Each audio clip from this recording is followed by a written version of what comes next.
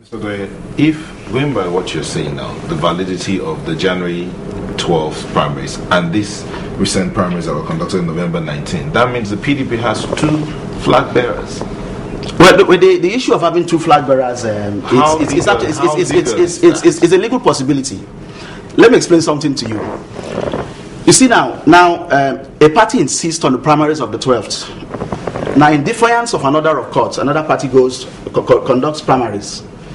If in the course, for example, of this particular suit, that primaries are nullified, because I expect in the very first place that a lawyer would say, in view of the fact that it was done in disobedience of an order of court, let us settle the issue of what you have done. If they set that aside, PDP will now have to constrain to fall back on the primaries of the 12th.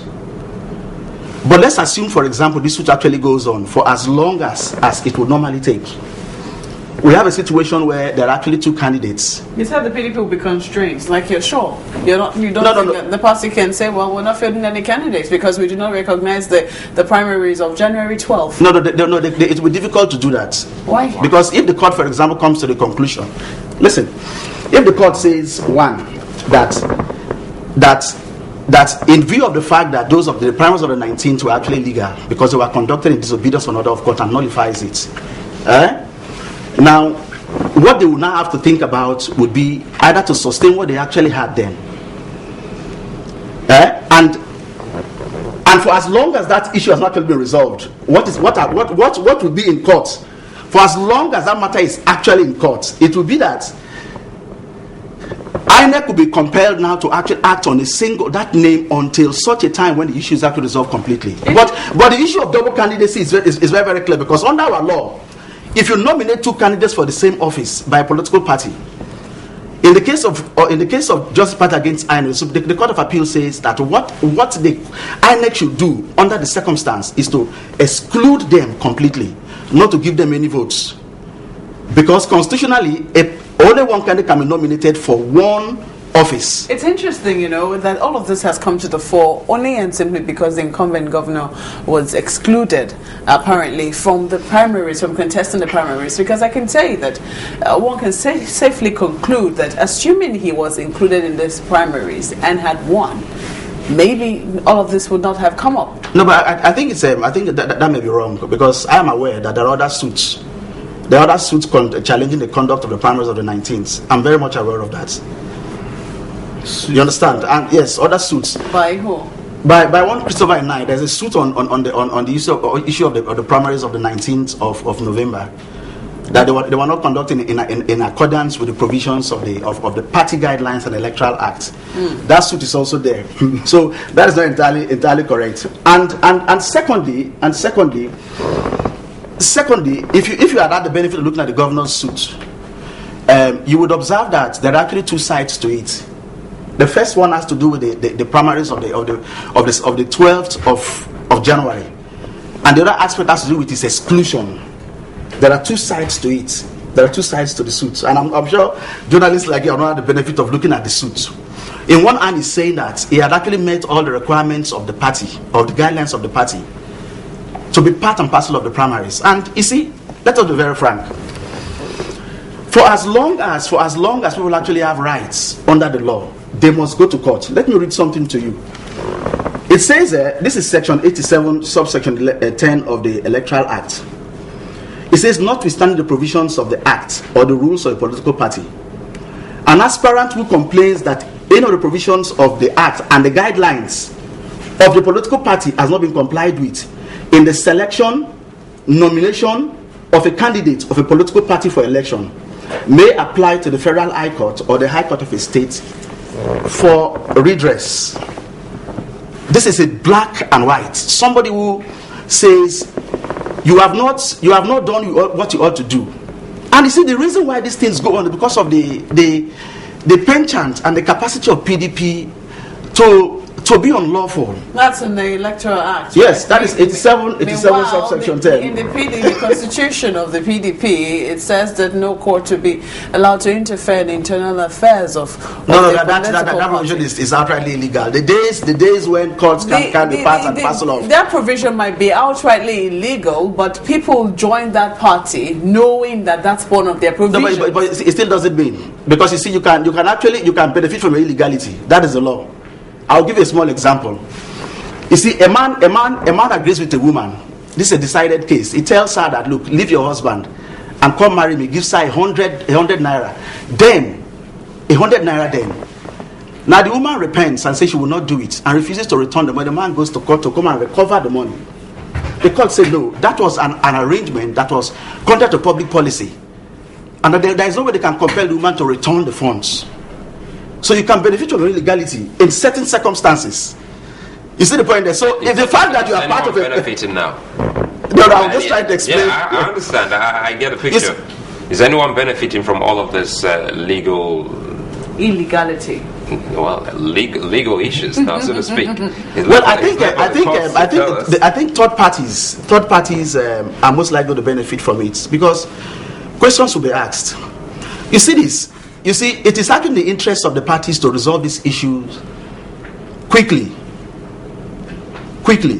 because I see a situation where if before the election the legal issues have not been resolved, it will be very difficult for INEC to place a political party on the ballot without a candidate. It will be illegal, because as at the time of the election there must be a valid nominated candidate. So I see a situation where a third party will say, as at the time of the election there was no candidate, excepting where, for example, maybe after the election, the matter is decided, and then the court says that it ought to be either A or B, and it now retroacts, it now goes backwards. But we have a situation where potentially PDP is going to have two candidates. The question is, if you have two candidates, are you going to allow those two candidates to campaign?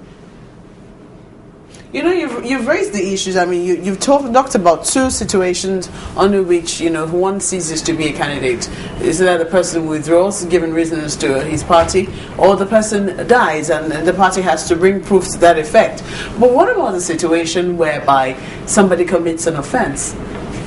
Assuming, the person commits an... I asked the same question to the lawyer who was here earlier. What could have changed? I mean, this man won primaries, duly conducted primaries in January. Yes. What could have changed between January and November?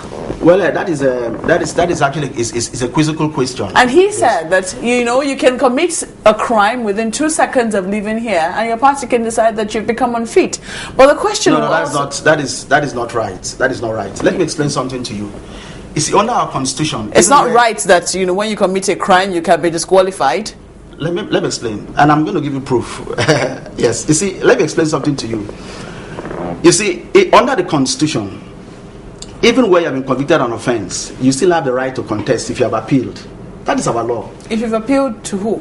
If, assuming, for example, that you've actually appealed, let's say you're appealing to a higher court, you are challenging.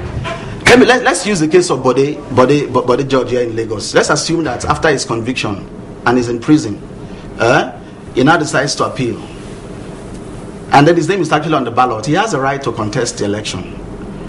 You see, the one thing we must understand is that the days when parties would act rather whimsically, where they would do whatever they want to do, defy the very objective laws have actually held out to the world, those days are gone completely. That was why in the case of Amechi against INEC, the Supreme Court had to go beyond the thoughts of the party. They wanted Omeya, and they evicted him from office and put in Amechi, because these parties are a creature of law. They are subject to the laws of this nation.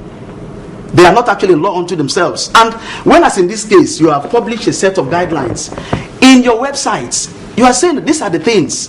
If you disqualify anybody, be brave enough to bring out the reasons for his disqualification. Let the entire world know, so that we can have the opportunity of assessing what you have done in the light of your own regulations.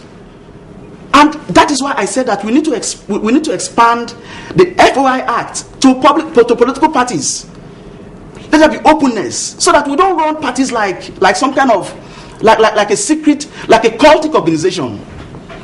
Well, I'm so sorry that we're really out of time here. We actually would have gone on this, but again, you had to react to this because our last guest left a little bit of politics. You're based in Bayelsa State. Well, he went into some of the things. He says, well, the government of Timothy Silva hasn't been performing when it comes to infrastructural development. What would you say to that? Well, that's what he said. Yes. Well, it's actually very easy to stay outside and assess. I like to keep my views about what the state of things are there. Like what I said to people all the time is this. You see, it's not in Wadata Plaza you determine whether somebody has performed or not performed to warrant a party ticket. You allow them to go to the field and determine that. Oh, well, he's been to the field. I mean, No. I mean to the field. I feel in the sense that it is not the decision of a small organization. I know. Okay, to the polls. Yes, you allow them to determine. Why this needs to be clarified is because this. Well, so these things are subjective. This They are particular subjective. guest has been to Bayelsa and he's talking from what he's gathered on the inside. Okay, that's what he has gathered. Yes. Okay. The jury is out there. The jury is out there. Well, I comment more on legal issues. Good. If you invite me to come and discuss issues on my thoughts about administration generally, of course, I say mine in the open. I'll let you know. But I like to discuss more about legal issues. You see, for as long as we do what is right, we'll take away all these crises. There are too much litigations in election-related litigations and judicial system. Well, in closing, you said the PDP is not right in handling this matter.